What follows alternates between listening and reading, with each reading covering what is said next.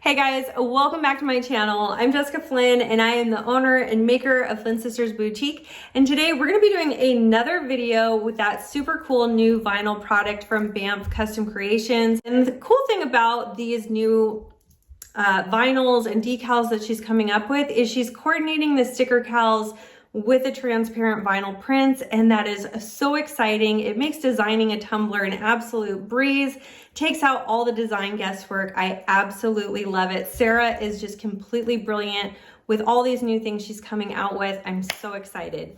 So of course, you know, I'm gonna have all the products that you see in this video listed and linked down below in the description box. You're gonna find some discount codes for you there as well. That's enough chit chat from me. Let's go ahead and get started.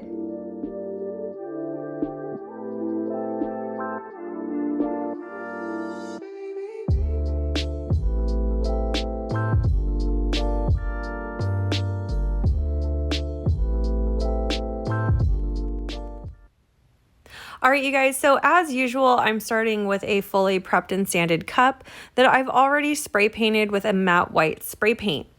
As soon as that was dry to the touch, which took about 20 to 30 minutes, we were ready to put on our first layer of glitter / epoxy.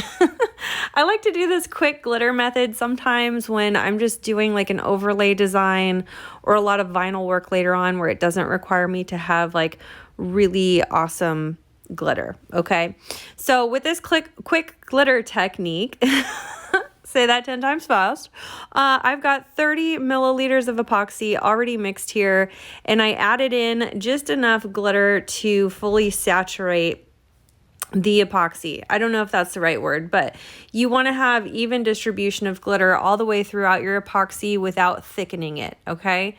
So usually I put just enough to cover the surface of my epoxy, mix it in, and then see from there if I need to add a little more. The goal here is to get nice even distribution of glitter all the way around our cup, so you really want to pay attention to how you spread that to make sure it's nice and even. But as long as we used enough epoxy and a good balance of glitter, it should even itself out as it dries. I'm using Alumilite's Amazing Clear Cast, the fast setting one. And so I let that dry for about 2 hours, and then I did put a second coat right over the top of that. The reason we want to do 2 coats before we move on to our vinyl work is we want to have a nice solid base down before we start putting vinyl and things to make sure nothing lifts up, okay? And we want to measure all the way around our cup so I know what kind of sizing I need for my vinyl. So this particular cup is about 10 inches around, so that means each section of vinyl will be 5 inches wide. The length up and down isn't, too important as long as it will fully extend the vertical sizing. Oh my goodness. All right. So I took this leopard print one and I cut it at 5 inches wide, and I think it's naturally 12 inches long. So that was fine. And I wanted to make sure that I cut it in a way that I got all colors of those beautiful spots in to the pattern that's going to go on the cup. And then I'm just going to place one line of tape down one side of my cup. This leopard print is the semi-transparent option that she has on her website. That means the background or the vinyl itself is clear, but the printing is completely opaque and not see-through. I'm using a combo square ruler just to make sure that that line is nice and straight. And then I'm going to peel back 1 inch of the paper backing from that clear vinyl sheet. And we're going to line it up perfectly against that tape line that we created. Don't worry if you have a little bit of overhang on either side, that's fine. But because we already trimmed this to exactly 5 inches wide, as long as we line it up straight from the get-go, I know I'm going to precisely cover exactly half of my tumbler. Okay, and I'm using a felt line squeegee to kind of smooth out any wrinkles and stuff. This stuff is a little more challenging than regular printed vinyl in that it's not as stretchy, okay? It's not as forgiving, so you don't want to pull up on it a whole lot.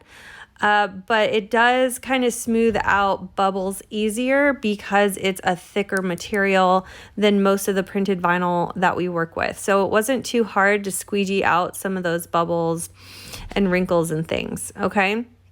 And then of course, if you have some bubbles that you weren't able to get out, you could just pop them with your craft knife and smooth those out with your finger. All right, so once we have that on there, you'll want to go ahead and trim the top and the bottom with your craft knife. Bottom there, I did make a line with my masking tape and then use that as a guide with my craft knife to trim off this excess here at the bottom.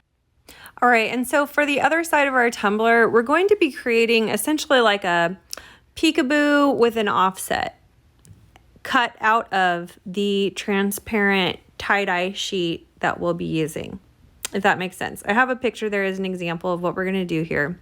So to start, you want to measure the height and width of the remaining half of your tumbler.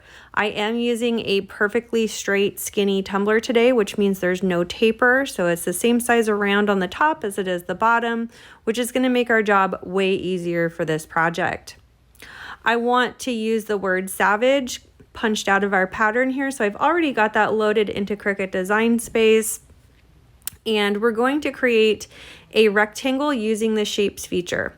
So you just select shapes, select the square, unlock the proportions by clicking on the little lock button there at the top, and then resize it to the same height and width as the remaining section on your cup, okay?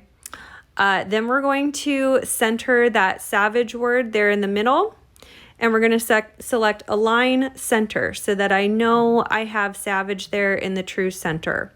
Then while I have both savage and square selected, we're going to click the button slice. You won't be able to slice the word from the shape unless that word is attached or welded. Okay, so if you find that you're selecting both and it's not letting you slice it, it's because you can only really slice two things at one time. Okay, so make sure that that word that you have there is either welded or attached before you attempt to slice it from your rectangle. Then I'm going to delete one of the versions that came about after I sliced it. And with the original version, we're going to select it and create an offset around it by clicking on it, clicking offset, scaling the size to the width that I want my offset. Then I will select both the offset and the original version and again click slice. So what we should be left with here is just the outline of the word savage and then the square or rectangle here with the cutout. Okay, that's what we're looking for. I'm going to cut the outline with a holographic vinyl, and we're going to cut that square shape here with the word out of our transparent tie-dye sheet. Okay, now you want to cut these tie-dye sheets on, I think, premium vinyl setting for Cricut. Okay, if you have a German carbide blade, I believe you can cut these on just regular vinyl setting with more pressure selected. I ended up having to cut these with the premium holographic option selected under custom settings. Okay, after we cut this out, I'm going to reverse weed just the letters that we cut out. And I'm going to save those letters for another project because this stuff's expensive. So we're just going to carefully remove only the letters from our pattern because, again, remember, we're trying to create like a peekaboo design through the pattern vinyl here. All right, so once I've got that all weeded and ready to go, I'm going to take a large piece of transfer tape here. A lot of people ask me about my transfer tape. I will have this one linked down below in the description box. And we want to line up that grid along the straight edge of our rectangle here. And we're going to transfer this all as one onto that remaining half of our tumbler. So you'll notice I have about 1 inch of transfer tape hanging off the edge. I'm going to use that as an anchor when we go to line this up on our cup. And I'm also going to peel back about 1 inch of that backing paper from our tie-dye vinyl. Then we're going to line up the edge along the natural edge of the other vinyl pattern that we put on the other side there. It should be completely straight because we took the time to make that masking tape boundary line, if you remember from earlier. All right, and just very carefully line that up, anchor just a small section to make sure everything is nice and straight before we commit to applying the remainder of our vinyl here. And again, this stuff is same kind of thickness as the leopard print one that we used with the semi-transparent. The transparent sheets are just as thick, so you'll want to use a felt line squeegee to put these down. It is pretty easy to kind of squeegee out the bubbles, but it is not very flexible, so it's not going to wrap around a curve very well. It's pretty rigid, so keep that in mind when you're planning your design and plan accordingly.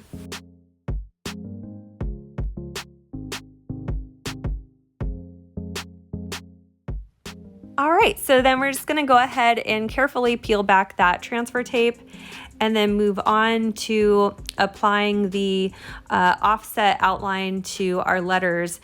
I transferred the center of those A's by hand because I actually messed up on those a little bit with the tie-dye transfer, but no big deal. So I'm just going to get those in first, and then we will reverse weed the remainder of our outline so that only the offset outline remains.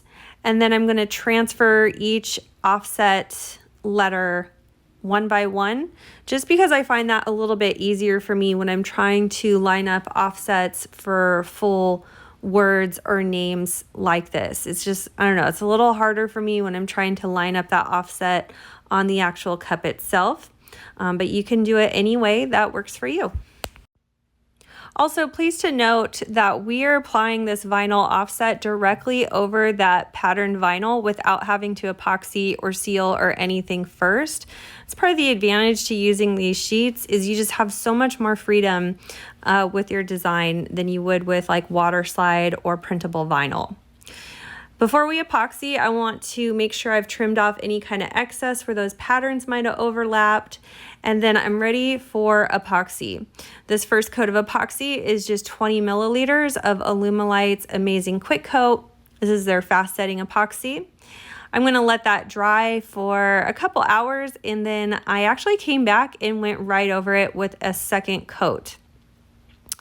Once I was done with that, I did a little bit of sanding around my top rim, rinsed off the cup and dried it off with some paper towels, and then I was ready for some accents with these vinyl lines. I didn't want to put the vinyl lines on at the same time that we did the offset because the seams between the patterns would have shown through those vinyl lines, and I didn't want to see that. I wanted it to be perfectly smooth before we applied these vinyl lines.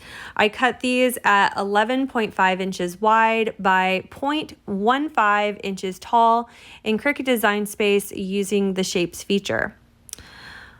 All right, and then once I got my vinyl lines on there, I was ready to seal my vinyl using Quick Coat from Counterculture DIY. This is a water-based urethane sealer that you can buy at counterculturediy.com. And I just like to use this to seal the edges of my vinyl to make sure they don't lift up under epoxy. I also like to do it before my final coats just to make sure I've sealed any kind of like contaminants that might prevent me from getting a nice smooth final coat. So I just apply this all over the entire cup using a silicone makeup brush. And you'll want to let that dry for about 30 to 45 minutes before we go over it with epoxy. All right, you guys, so I just want to show you really quick. Earlier in the video, some of you might have noticed when I peeled off the excess clear vinyl here, I pulled up some of the glitter and the paint from the very bottom, and it pulled up all the way down to the stainless steel. And the way that I fixed that is I just sanded up what I could, cleaned it off with rubbing alcohol, and then we just coated epoxy over it like it never happened. I just kept doing my normal coats of epoxy. We did about 2, And then I sanded any kind of like remaining pokey bits from the bottom rim here to make sure that this whole area was smooth again. And then I taped off this whole area, re-spray painted it. And now, since I want this bottom to remain glittery still, but I also don't want to put glitter over the top of any of these decals, I've got a small little bit of epoxy here that was left over from another project that also has the same glitter in it. Okay, and then I'm just going to apply this only to the bottom area here. Okay, so we're just gonna apply this to the bottom. You don't need a tape or anything, just be careful that you don't get it, you know, you don't wanna apply it too far up. It's not gonna travel around, okay? So we're just gonna put that right there on the bottom rim. We're not gonna epoxy the rest of the cup yet. Then we're gonna let this go for about a half hour, 45 minutes or so, and then we'll epoxy the remainder of the cup with just regular clear epoxy. All right, so that little glitter section at the bottom has been drying for about 30 minutes, and now I'm gonna coat the remainder of my cup with just regular clear epoxy. Trying to avoid dragging from the bottom into the remainder of the cup. We just kind of wanna bring the clear epoxy right up to that epoxied bottom that we had on there earlier. Now, obviously, if you guys didn't screw up the bottom of your cup like I did, you would just be able to apply your final cup, like final coats of epoxy like normal. I just thought it was really important that I didn't leave that out of the video so that you guys can see that stuff like this really does happen all the time in my shop.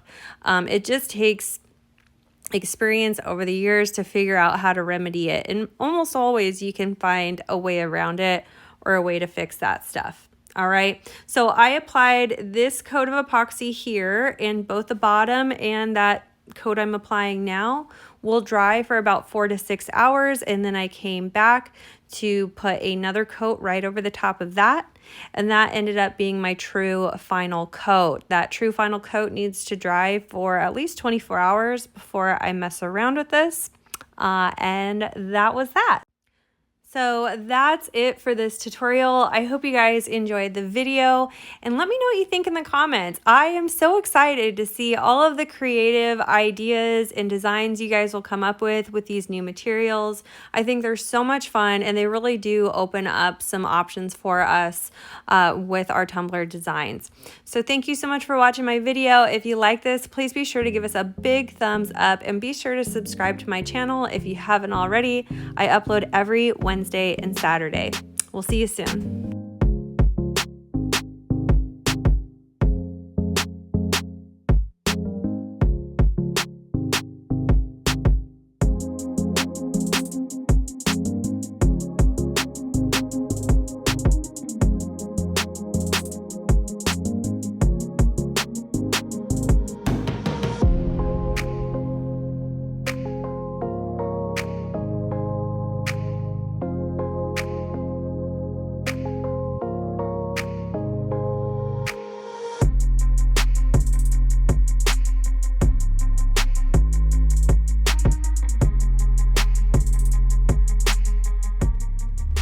And a big thank you to all of our Flynn Sisters exclusive members. Thank you for your pledge. Your support means the world to our channel. If you love this video, you could check out our last video here. Also be sure to find us on Instagram, Facebook, Pinterest, and of course subscribe for all our new videos that come out every Wednesday and Saturday. Thanks so much for watching. See you soon.